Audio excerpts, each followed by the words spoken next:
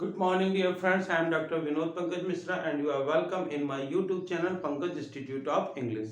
So, dear friends, इस समय adverb clause चल रहा है, जिसमें पहले मैंने आपको adverb clause of reason, adverb clause of time, adverb clause of place, adverb clause of purpose के बारे में आपको बताया कैसे इनका यूज करते हैं, क्या होते हैं, और इनके लिए सेपरेट वीडियोस भी बनाए जिसकी लिंक आपको इसमें डिस्क्रिप्शन में नीचे दी हुई है।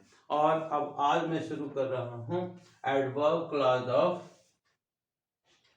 Adverb clause adverb clauses of condition. Condition मतलब होता है शर्त, ठीक है।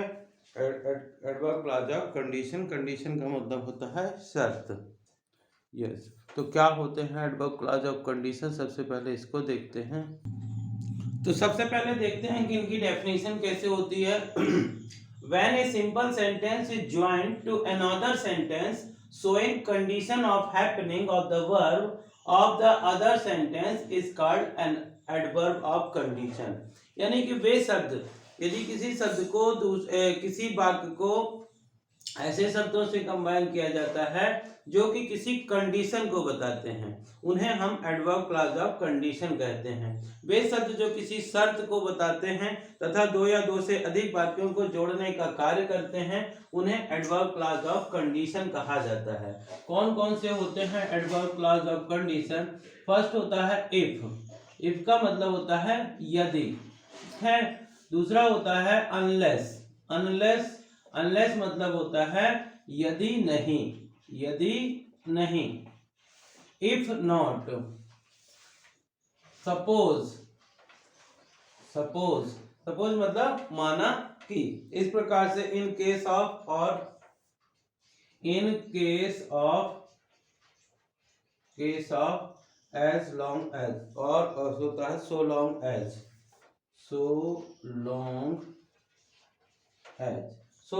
एज तो इनका अर्थ होता है, इसका मतलब होता है जब तक कि इन केस ऑफ मतलब यदि, इसका भी मतलब होता है यदि या इस परिस्थिति में। सपोज मतलब माना कि। तो देखिए ये जितने भी एडवर्ब क्लॉज ऑफ कंडीशन है वो किसी शर्त को बताते हैं। इफ मतलब यदि, अनलेस मतलब यदि नहीं, सपोज मतलब माना कि, इन केस ऑफ मतलब यदि, और सो लॉन्ग एज मतलब जब तक कि। इस प्रकार से इनके द्वारा किस प्रकार से हम दो या दो से अधिक वाक्यों को कंबाइन कर सकते हैं देखते हैं। जैसे ये लिखा हुआ है यू वर्क हार्ड मतलब आप मेहनत करते हो, ठीक है। और दूसरा सेंटेंस लिखा है you will get first position. ये यदि सेंटेंस लिखा हुआ है कि यू वर्क हार्ड, तो मेहनत करते हो। दूसरा you will get first position, आपकी फर्स्ट पोजीशन आएगी। तो combine with adverb clause of condition, यदि कंडीशन से आता है या कंबाइन विथ इफ से आता है तो हो जाएगा if you work hard, you will get first position. यदि आप मेहनत करते हो तो आपको फर्स्ट पोजीशन आपकी आएगी, ठीक है। इसी प्रकार से, और मान लीजिए दूसरा सेंटेंस लिखा हुआ है, इसी को मान लीजिए इसको कंबाइन करना था। यू वर्क हार्ड, आप मेहनत करते हो, और यू विल नॉट पास।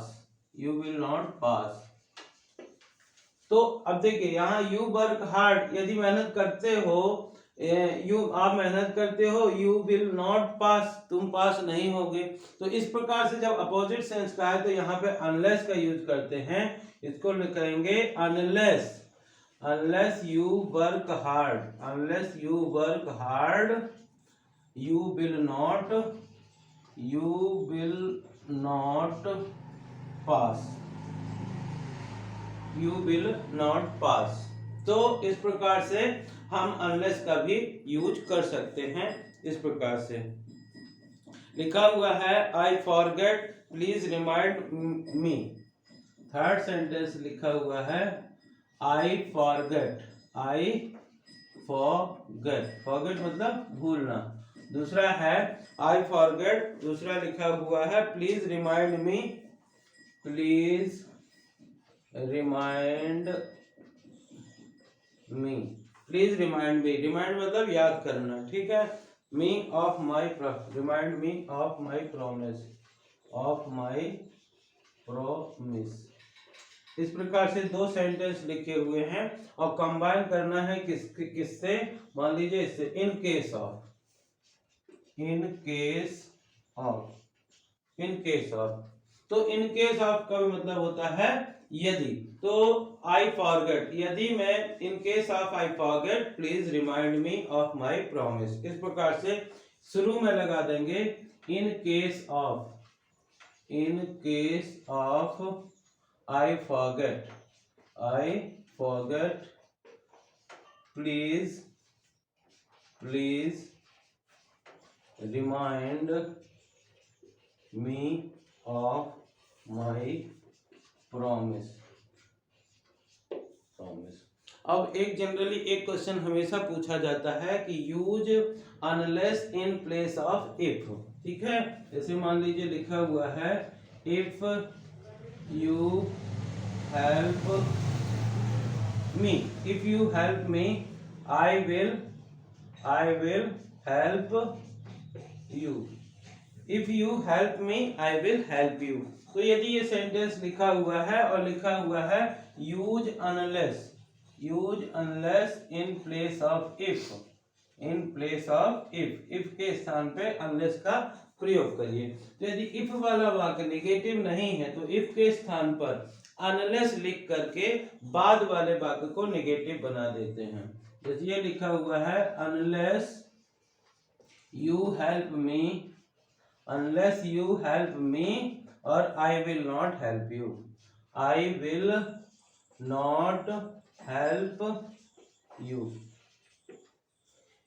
इसी प्रकार मान लीजिए नेगेटिव सेंटेंस लिखा हुआ है if it does not rain, if it does not rain crop will dry, crop will dry, if it does not rain crop will dry। यदि ये सेंटेंस लिखा हुआ है और इसको कम, यस, ये लिखा हुआ है if it does not rain crop will dry।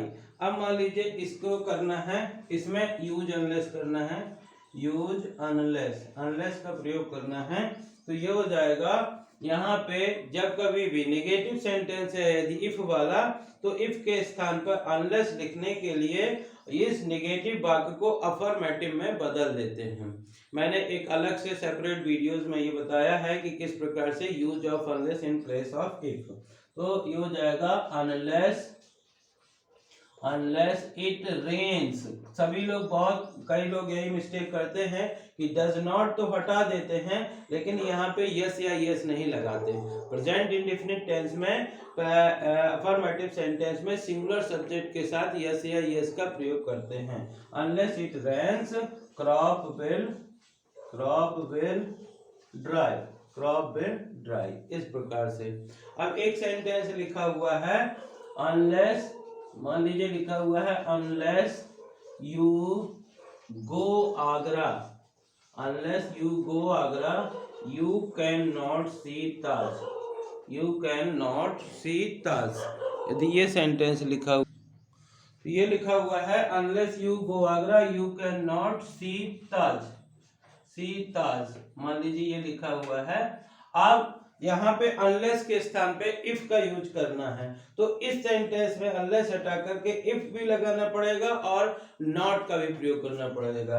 तो हो जाएगा if you do not go Agra you can, और बाद वाले यू कैन नॉट सीताज, इस प्रकार से, क्योंकि ये फेमस बिल्डिंग है इसलिए द का यूज होगा। So in this way we can use unless in place of if और if in place of unless. So इस प्रकार से इफ और अनलेस का यूज आप दो या दो से अधिक सेंटेंस को कंबाइन करने के लिए भी कर सकते हैं। जो एज डायरेक्ट के रूप में इफ के स्थान पर अनलेस और अनलेस के स्थान पे इफ का यूज पूछा जाता है। जब कभी भी हम इफ का स्थान पे अनलेस का करते हैं, किस प्रकार से इन सेंटेंस को कंबाइन करते हैं। और so this is the use of adverb clause of condition। so dear friends, यदि आपको इस प्रकार से ये वीडियो लेक्चर पसंद आ रहा हो और यदि ये समझ में आ रहा हो, तो इस प्रकार से वीडियो लेक्चर यदि आपको पसंद आ रहा हो तो इसे लाइक करिए, शेयर करिए, और यदि आप चैनल के लिए नए हैं तो प्लीज़ इसे सब्सक्राइब करिए, बेल आइकन को प्रेस करिए, ताकि इस प्रकार के वीडियोस आप तक वीडियोस का जैसे ही मैं अपलोड करूं वैसे ही आपको नोटिफिकेशन प्राप्त हो सके। और शेयर से मेरा तात्पर्य है कि ज़्यादा से ज़्यादा लोगों तक शेयर करिए, ताकि गांव में भी, छोटे छोटे गांव में जहां पे स्कूल की या कोचिंग की सुविधा नहीं है, वो भी इस प्रकार के वीडियोस को सुन करके सीख सकें। Because if you support the world selflessly, the whole universe will support you endlessly। Thank you, have a great day।